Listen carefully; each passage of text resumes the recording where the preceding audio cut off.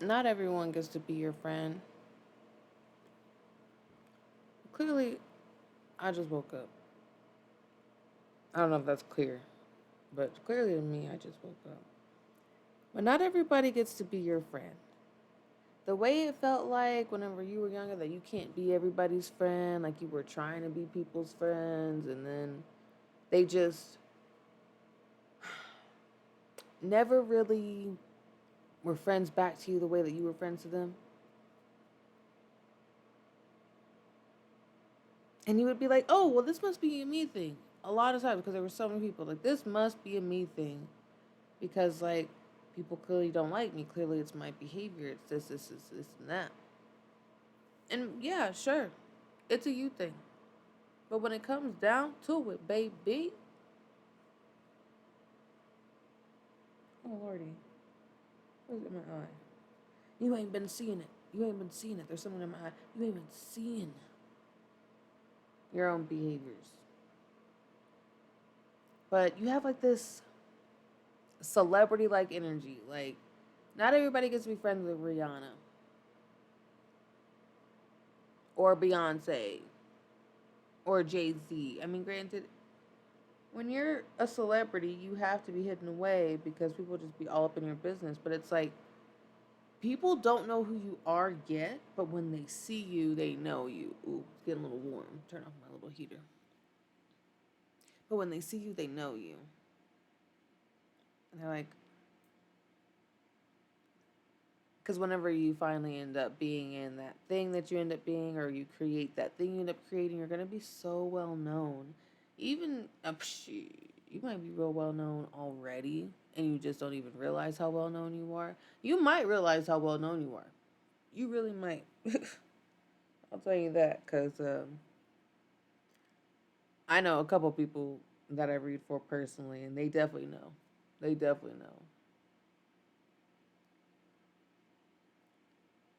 Anyway, um, but you are just finally realizing that in this case, because oftentimes when people have a bunch of people around their life who just keep being the problem, oftentimes it really is the person who is the problem. And it like, and let me just say this. I won't say that you aren't the problem and that they are the problem. Y'all are both the problem.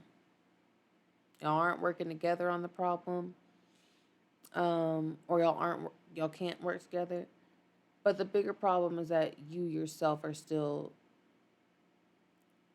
disrespecting yourself by being in environments with people that are giving you the ick or the vibe that you don't really like.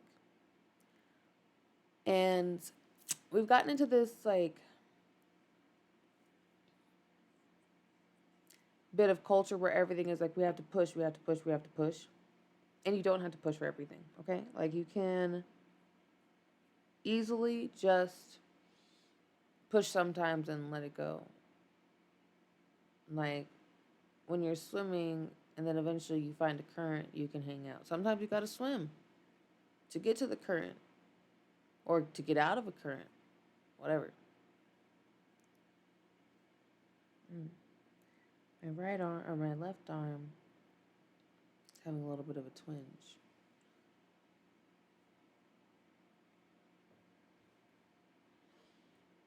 I had an IV. I got an IV the other day. Oh, and as soon as I said that, maybe maybe you need an IV. Hydrate. Hydrate. I need an IV because I was dehydrated. So be mindful of your hydration.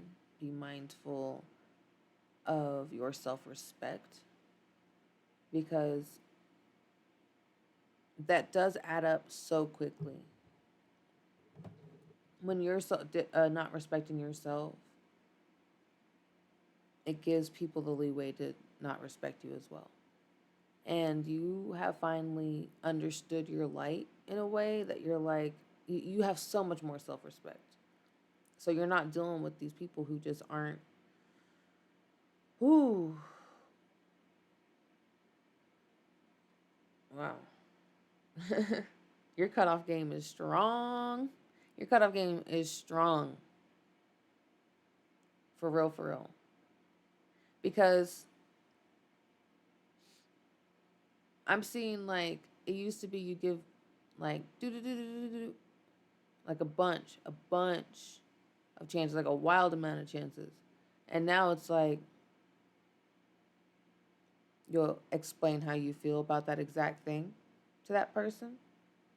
And then if they react in a way, like you're fine with people having emotions. You're fine with them going through their waves of like, oh, what?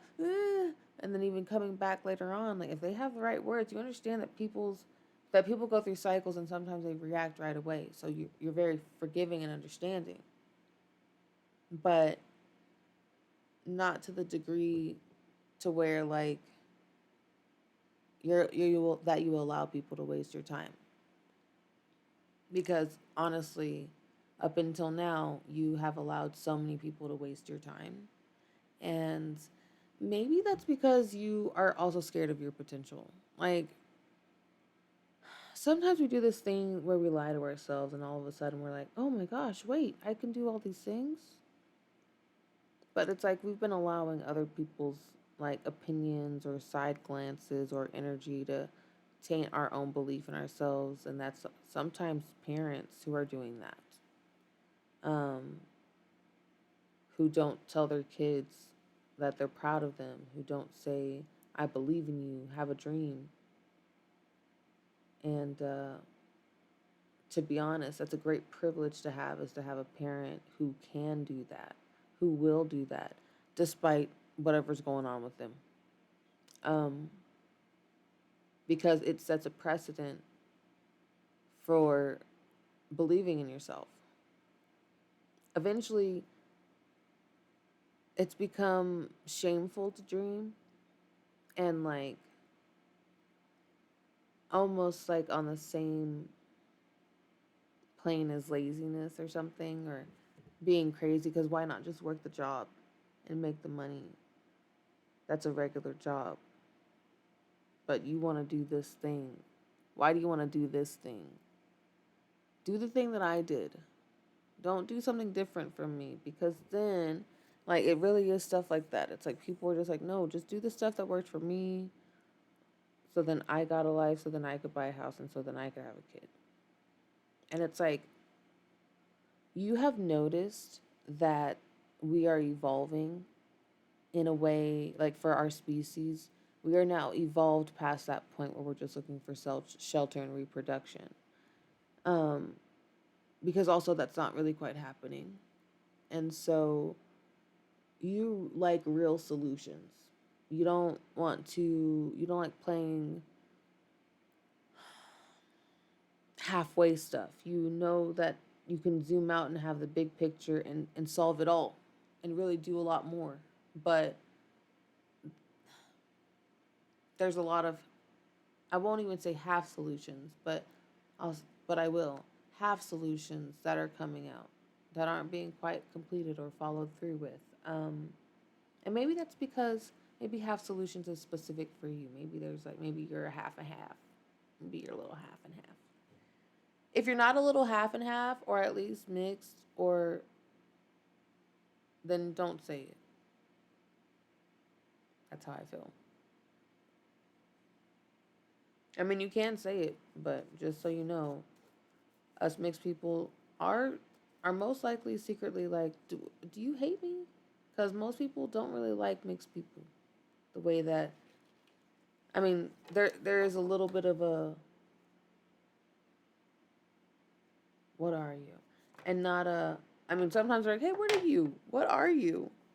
I don't know why I'm going on this tirade, but when it comes to being a mixed person, nobody ever really thinks you're safe. Not all the way, not all the way, but like in this infrastructure of the racist society that we're in, um,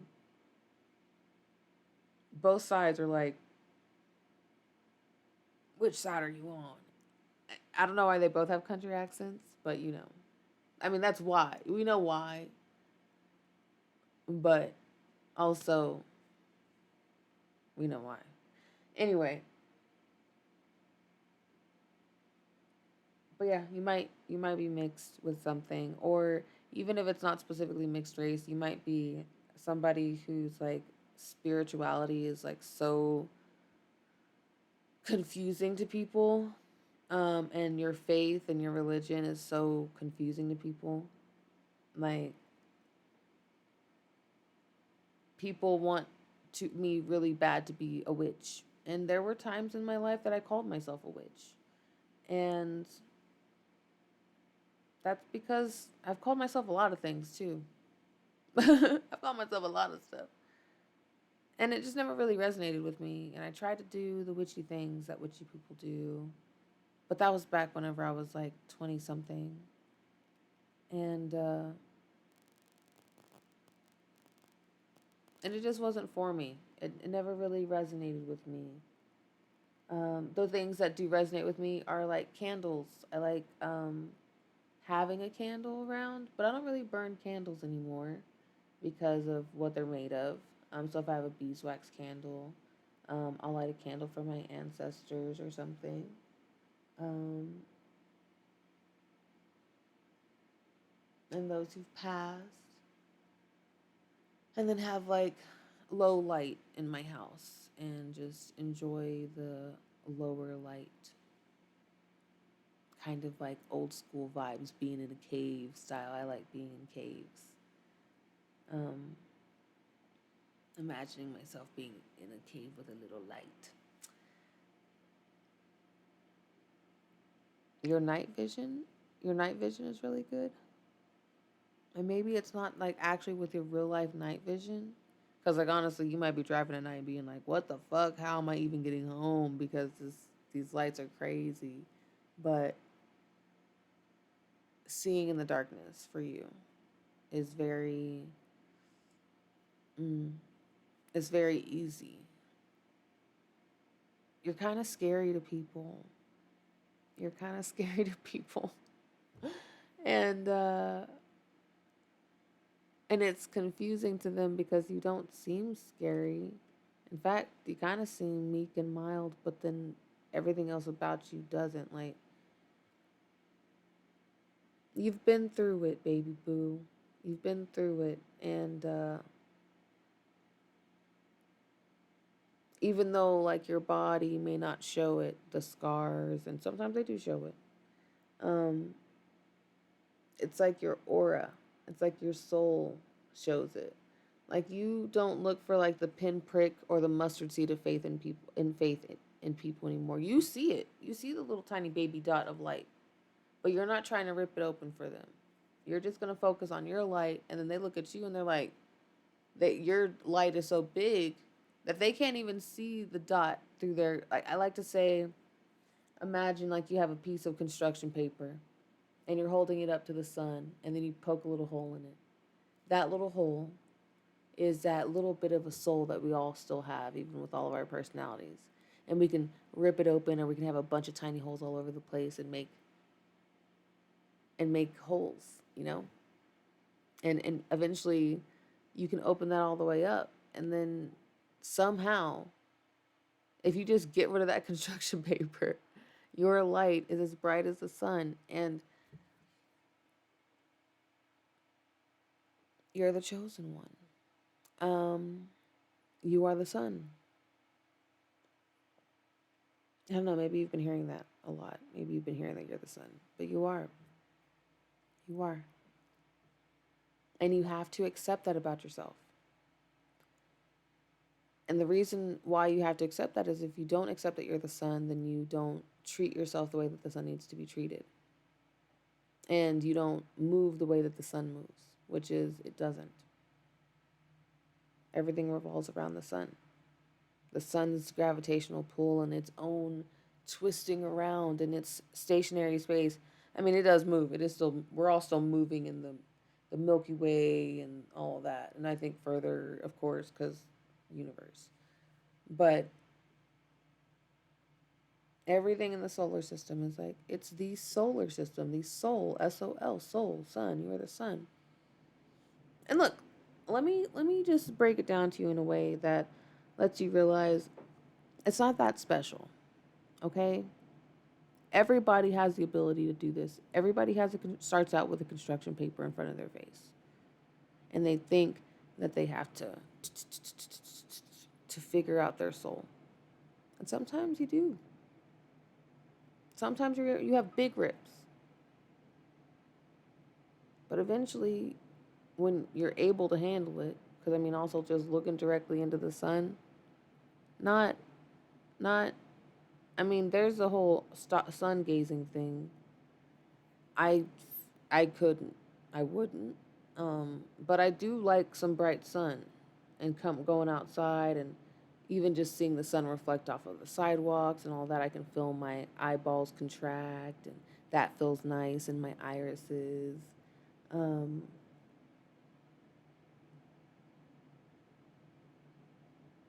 but also, if I'm out in the sun too long, like the other day, I literally got a sunburn. It should be good now. Oh no, it's still kind of, it's gonna start peeling before I know it. So I got a little sun, and it burned me. And sometimes, whenever you, because you are the sun, you have to let people do what they gonna do. Okay, they're gonna spin around and they're gonna orbit around you. And sometimes that means parts of their planet are gonna have darkness, and they're gonna be on that side of the planet when it's dark. You can't be the sun for every piece of the planet all the time. And if you were, you would burn the planet up. One half will be hot, one half will be cold. And we don't need that. We want a nice warm temperature for everybody. We rotisserieing. We are a chicken in a rotisserie oven, except we are cooking on the lowest low. But it's just we were a rotisserie keep warm setting. We cooked, okay? We cooked, girl. And so whenever you are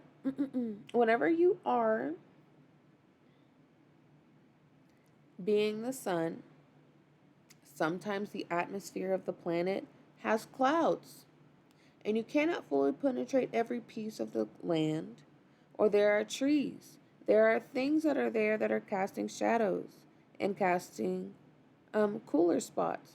Those cooler spots are sometimes a haven.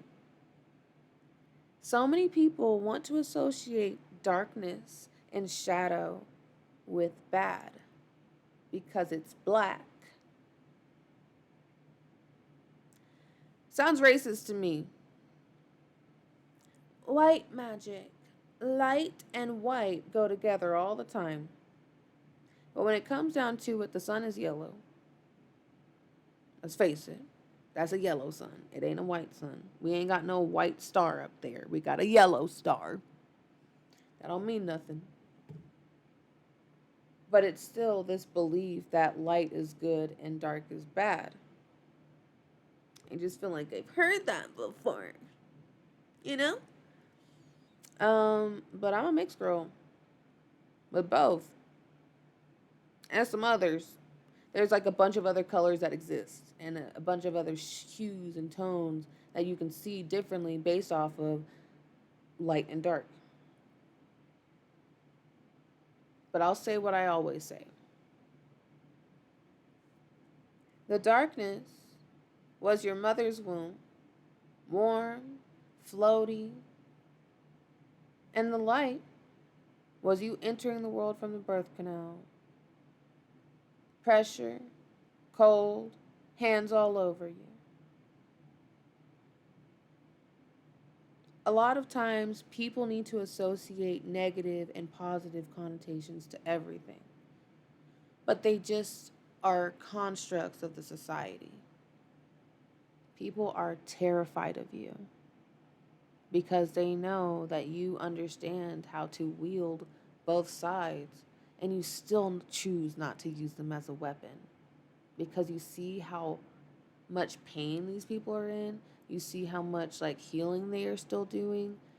And so even when people wrong you, even when people talk bad about you, like all it does is just like feed your growth, and it feeds your wisdom and your integral path. And it doesn't mean your feelings don't get hurt. Your feelings still get hurt. Like, you're still a human. People really see you up here. And they're like, ooh, ooh, whoa, because they don't want to anger you. And you're like, bruh, I just wouldn't ever do that.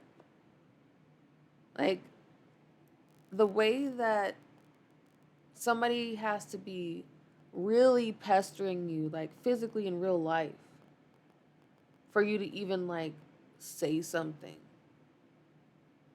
And then there are people who truly believe that you are casting these things onto them. And you're like, I wouldn't even know how to do a spell. I wouldn't even know how to do a spell. I wouldn't even know who to call on to say do this or that and do my bidding. And in fact, this is what I heard the other day. And I forgot it. And I wanted to say it, but I'm glad it's coming up now. When you are somebody like who is talking to like different deities or whatever, and so you may feel judged by this, I don't care. Um, or maybe you won't. I don't care. But certain deities or whatever, like there's a lot of different things that people talk to and ask for favors and do things. I personally am so uncomfortable doing that because, like, who am I to ask some spiritual being, like, no matter what your faith is, like, I'll call on an archangel and say, hey, can you help me, like, understand why I get so fearful whenever I don't have control? Because I'm a control freak. I'm a control freak, baby. And can you help me with this journey to get me to a safe journey of understanding a piece of myself if this is what I'm meant to learn at this time? And I often preface so much and be like, and if you're up to it, you know? And asking these deities or whatever um, to do your bidding for you seems like, especially for like small little things, like people will say they give them a piece of tobacco or chocolate, and then they'll be like, okay, now do this for me. Um, I think that's like a strange form of like slavery or something. I don't know. It's just like, I feel like they have better things to do, and maybe they do want to be like worshipped and whatnot and given things, but then like to ask them to do something for you that I feel like you could do yourself through a conversation, through self growth, through whatever, sometimes that actually affects people's lives in a way that they don't understand. In some cases, people are out there hexing and sending out curses to people. And then, like, sometimes you are the target. And it's for some reason, because you don't call on all these things, and even whenever you do call on them, like, I really feel like you're similar to me in that way, where you're like, no, I don't want to be a bother. And they're like, no, ask me. Like, the way that you can have so many people on your side that are the true powerful ones, the ones that truly see you and see your heart. Like, God knows your heart. And I cannot, I know that God may be triggering for you, especially in the Christian society of like America and stuff like that. And there's a lot of like religious trauma. But it's the word that I use. It's just how I feel. It's how I connect. I've been in all the religions. I'm You're the dog, DOG, so I like a GOD. And that is what it is. I also am like, I would consider myself Christian. I just wouldn't necessarily consider Christians doing the Christian thing correctly. And that's okay because we are all figuring life out. Um, but you are like protected by the most divine. And it's almost like they want you to ask for more because you've never asked for anything. And it might be because you connect with this like there's in storybooks and fairy tales, there are this like tit for tat, very petty. And like if a genie gives you a wish, then they'll do a little thingy and it won't be exactly what you wished for.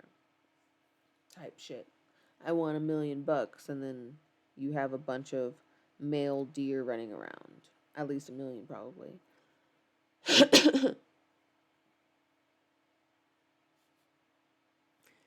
Be careful what you wish for, type shit.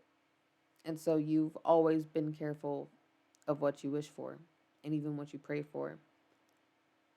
Because you're also kind of letting the like you're being a co-creator with the universe. That's a buzzword that's going around a general in the collective. Being a co-creator with the universe, with God, trusting that you are a child of the most high God. Like you just are. There are lots of deities and there are people who are literally talking to demons who want you to be done. They just want you to shut up. Like I cannot tell you enough how much people just want you to shut up. And that's because every time you talk, they have a revelation. But of course nobody wants the world to end, but in the Bible, it's revelations when it happens. People don't want to have revelations because that ends their world. But you are doing it out of love. Even though it burns, even though it's a little too bright because you're the mother effing sun, you do it. You do it. And even though some people really don't like you, and they love when you're covered up by a bunch of clouds, they love when there's just enough of you, not too much. But some days, the sky is so clear and blue, and all that is in the sky is the sun. And people have to wear protection so then they do not get burnt up. You are love, but you are also dangerous. And that's why you have always been feeling this huge responsibility in your life to not hurt people. Because you've seen how much you hurt people just by being you out loud. And so now that you've chosen to be you out loud, you're very mindful that you're just doing your job. You're just being the sun that's burning at the intensity that it burns because the chemicals that you're made up of.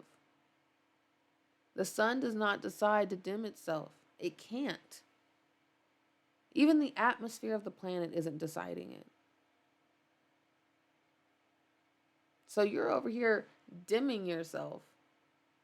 And all you're doing is exhausting yourself because you're still bright as fuck. You're just like in your mind wasting energy while still shining just as bright. It's like the kid who hides behind the lamppost or like the little skinny tree. And they're just like, you can't see me. We can see you. But sometimes people just play along and they're like, yeah, they're hiding their light.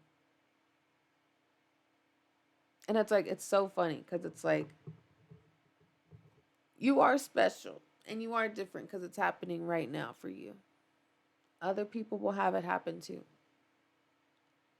And some people will never have it happen. That's just how life is. Maybe in another lifetime, depending on what they believe in, I'm sure. But everybody has the opportunity to actually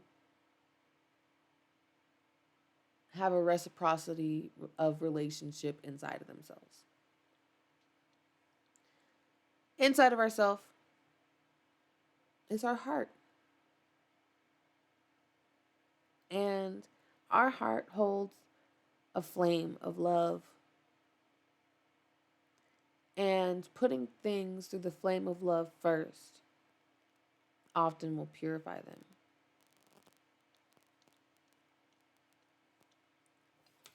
And so you naturally move in a way where there's all love all the time. So you really do see, oh, they're hurting. Oh, they're sad. Oh, they're this. Oh, they're that. And they are. And so are you. And it's like, it has had always been, well, they're hurting and I can see that. So I'm going to take care of it. And you're hurting, but you can't see it. You can feel it, but you can't see it. And you've been taught that your feelings are invalid and that they're too much. So you ignore your feelings, you ignore your body. And it got to the point where you don't ignore your body anymore. My ear is itchy. Like suddenly, Seymour. Maybe you've been having allergies. You're allergic to the sun. Some people are allergic to you. And I think a lot of times you remove yourself from people's life if you feel like you're being too toxic for them, or like that your attempt to help is only worsening things or hurting them. But you really leave an impression on people. You really do. In so many ways. And it's so strange. Like, people simultaneously think that they're better than you and stronger than you and can take you on, and also are terrified of you and what you can do.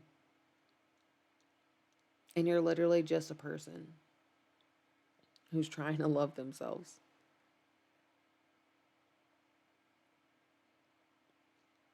But it's because you have a powerful path ahead of you. You're really going to be making differences. I don't know, I'm hearing like local celebrity. Maybe not just local. Because it depends on how local your local is. Because some people be traveling. Like, guys, what are you doing outside?